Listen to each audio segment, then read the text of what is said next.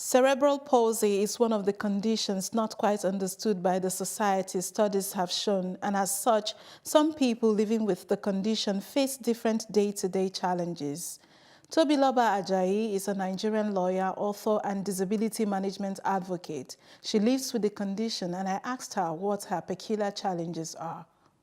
I live in Nigeria where there's architectural barriers to moving around, so that increases my cost of transportation anywhere and everywhere. Recently we were taking an interstate trip and we got stopped at a checkpoint and the policeman went, everybody should come down. And then my driver looked at me like, are you going to come down? And I winked at him like, definitely, I'm so coming down.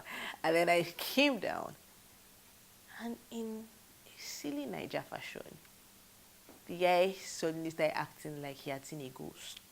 For me, it's a joke, but then I realized how much it affects the younger generation.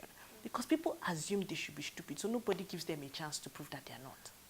People can be rather insensitive and say silly things. Same is the story of Bisola Babatunde Idowu, whose 6-year-old is living with the condition. People say a lot, and it can be painful, especially the persons that are the closest to you, you know. When they look at your son and then they say, okay, where do you get this one from? What kind of thing is this? It manifests varied features from drooling to seizure for different individuals depending on the severity, but certainly it is not contagious.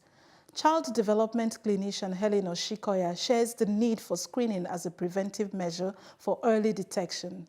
The screening actually helps to be able to identify children that would eventually end up having disabilities. So, once the screening process is consistent, these children are identified early.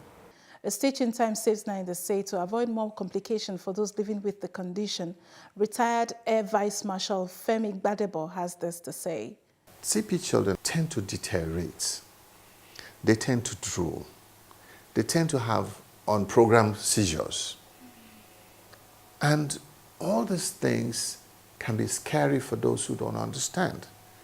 There are people who believe that when a child drools, the spittle touching you could contaminate you. There are people who believe that when a child has seizures, the evil spirits are at work, and so on and so forth. So there's a lot of education that needs to go in, and a little sorting out that needs to do.